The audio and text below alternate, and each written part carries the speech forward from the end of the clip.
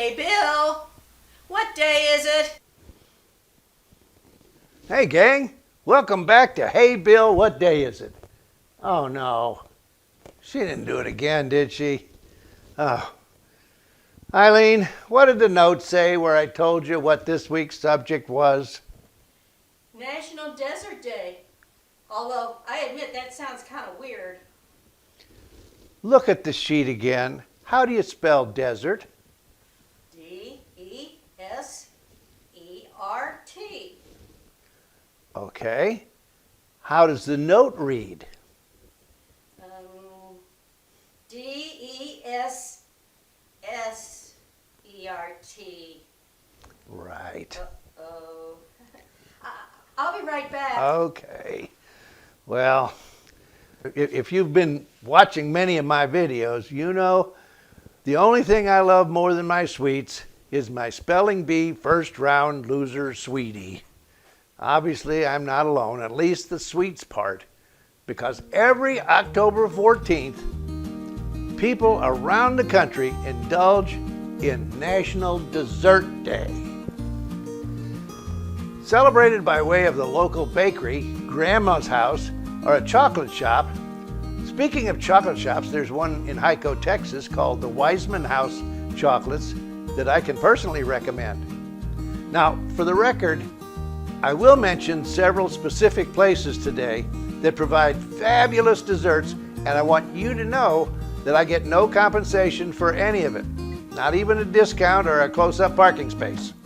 I've just been to them, and I would recommend them to all my friends. My enemies can find their own place. I don't want them eating my favorites anyway. Back to the subject at hand. Desserts include candies and pies and ice cream and fruits and cookies and pastries and cobblers and even donuts too. I don't understand people who say they need to give up desserts. What's left to eat but the rabbit food? Remember, even the Easter Bunny likes desserts, or he wouldn't leave all that candy in your yard every year.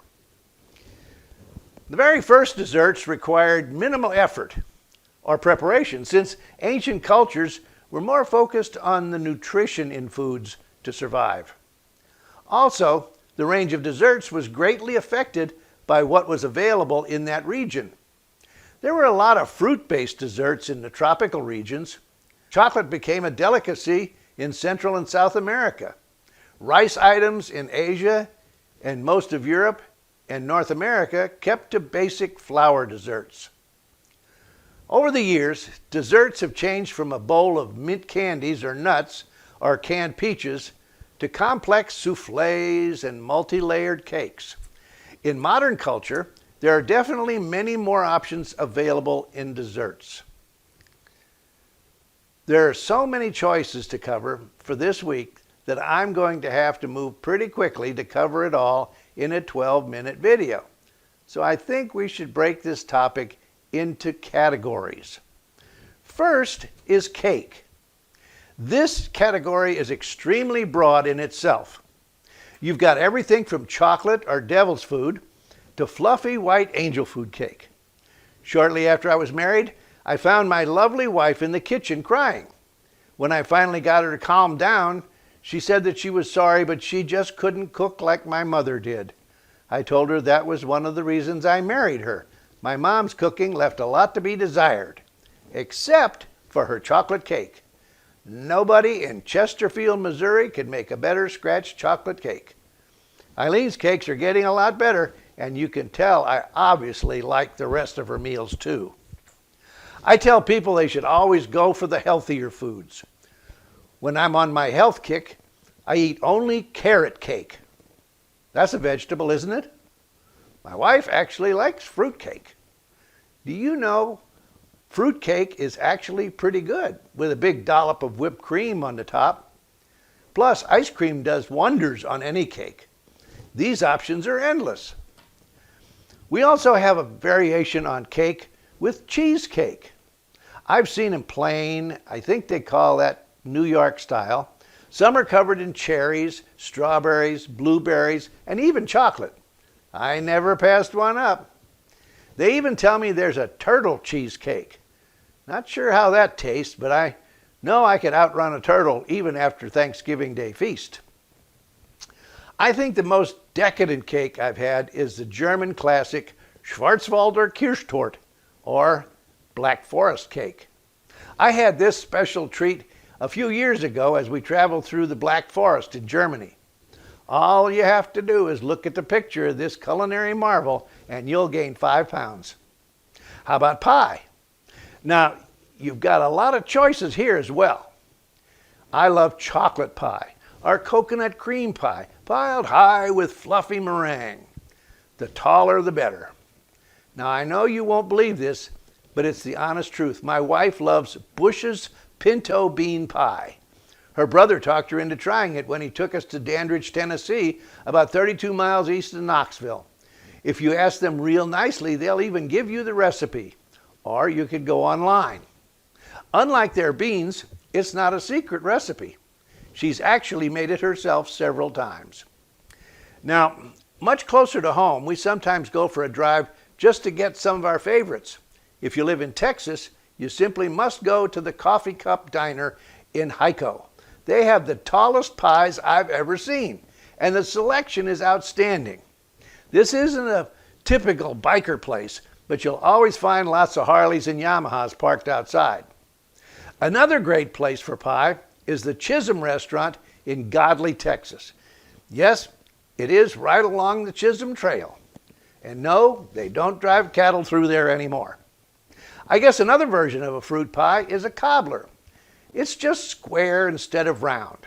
You remember from your high school math that they taught you that pie are square? Well, we all know that pie are round and cornbread are square.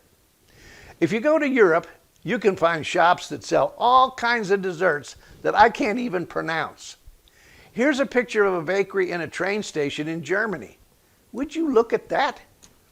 And we think we have it made with a pretzel joint in a major airport here in America. I've mentioned ice cream as a topping for cake, but there are lots of instances of ice cream being a standalone dessert. At one time, Howard Johnson's restaurants were known for having 28 flavors of ice cream. Unfortunately, they've gone from thousands of locations to only one. And that's not the Howard Johnson's in the town of Rock Ridge in the Mel Brooks classic Blazing Saddles. Howard opened his first store in Massachusetts in 1925. But there are lots of other places to go for ice cream, from Baskin-Robbins to Dairy Queen, from California to Maine. Lots of my favorite desserts come from international sources. Take, for instance, Mexican sopapillas. Wow, a fried dough covered in powdered sugar and served with honey. That's what I call an extreme dessert. Our Mexican neighbors also came up with flan. Flan is a European and Latin dessert made up of a caramel topping and custard base that's made with milk, eggs, and sweetener. It's usually baked in a water bath for the best texture, and after baking, it's chilled, then later inverted onto a platter. This version is flan de queso, cream cheese flan. It's easily my favorite. Traditional Spanish flan is so tasty that when you add some rich and tangy cream cheese, it becomes that much better. Another extreme dessert that typically comes from Turkey or Greece is baklava. I recently had some of the best I've ever had in the Istanbul Grill in Sundance Square in downtown Fort Worth, Texas. Impossible to resist, baklava is one of our favorite desserts of all time. Here's what you need to know about the sweet treat. Baklava is a traditional pastry treat and dessert that is known for its sweet, rich flavor and flaky texture. Recipes can vary, but they always include these essentials: phyllo sheets, sweet syrup, typically honey mixed with juices and spices, nuts, often pistachios, and butter. It's not as hard to make as the recipes make it sound, but the best way to enjoy it is to go to a Mediterranean restaurant or a festival and let the experts do the work. You just sit back and enjoy. Many Mediterranean countries have their own versions of baklava, slightly tweaking the recipe to make it unique. While you'll probably love this dessert, you'll probably won't be able to consume large quantities of it, since it's so rich. Take it from one of its victims. I once almost entered a diabetic coma after overindulging. If you like your desserts to be complex, sweet, cold, and dramatic, you'll love Flaming Baked Alaska. It's composed of cake covered with 3 layers of ice cream, topped with meringue and rum and a blowtorch. What could possibly go wrong? Once when my wife and I were on a cruise, we were just finishing up our dinner when all the lights went out in the dining room. That in itself was a little scary on a cruise ship.